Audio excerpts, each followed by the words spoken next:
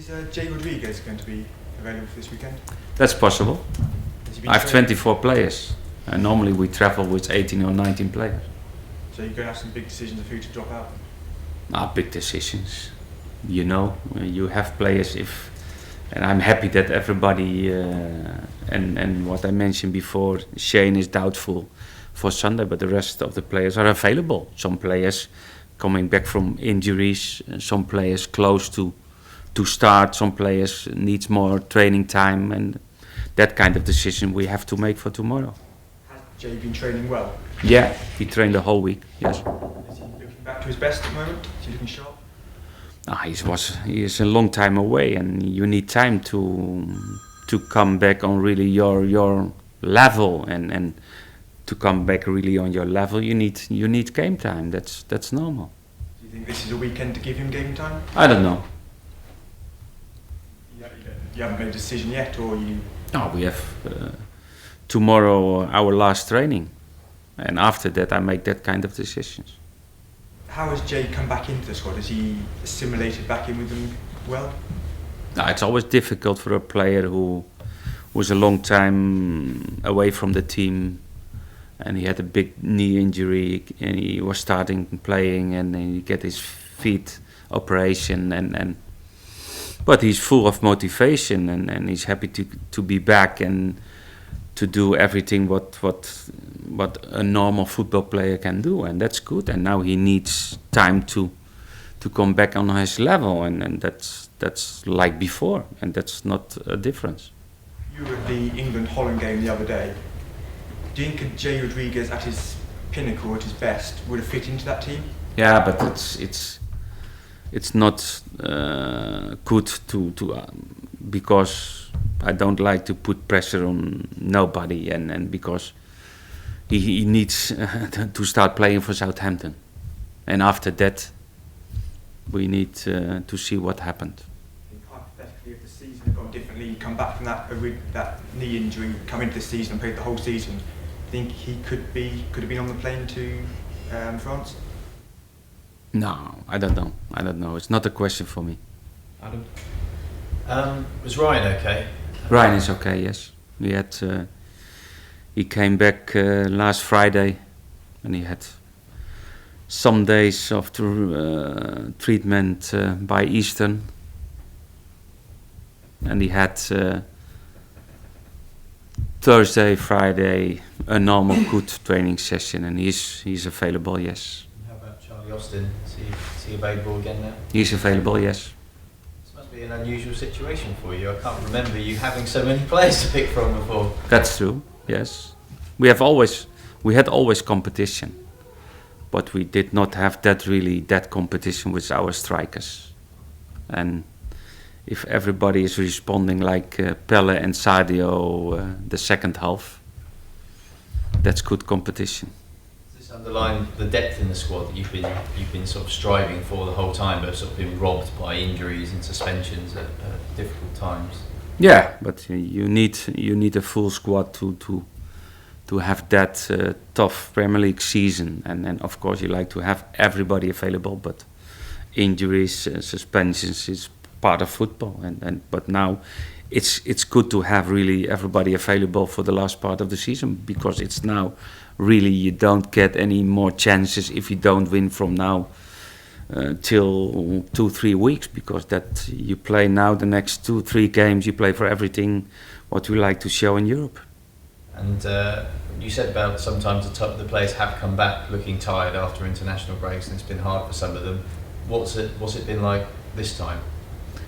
Good. The most of them had really good results, and some of them didn't play the last international game this week, and that's good. And they traveled back. They had yesterday a recovering session together, and this morning everybody was really focused in training. And but I think it's important to have one day more, that they can recover more than normally when you have only the Friday after they come back.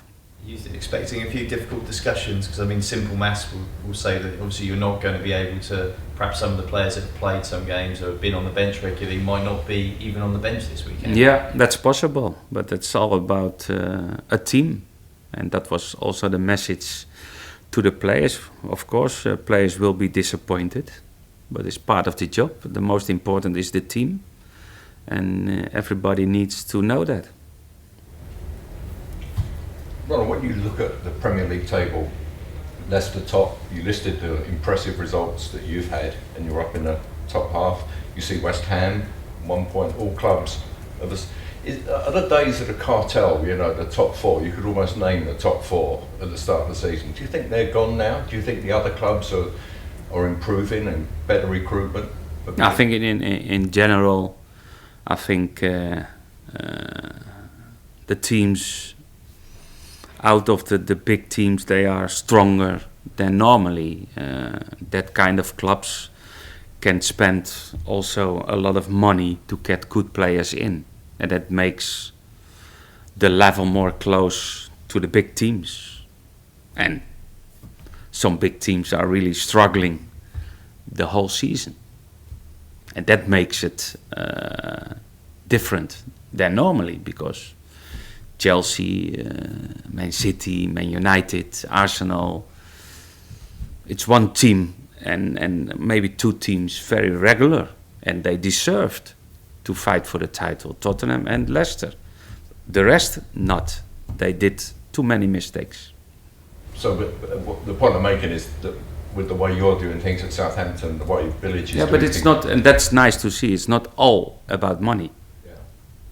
And that's good. If you create really a good team spirit, if you really have a good organization in your team, and we showed that last year, and we showed again this season.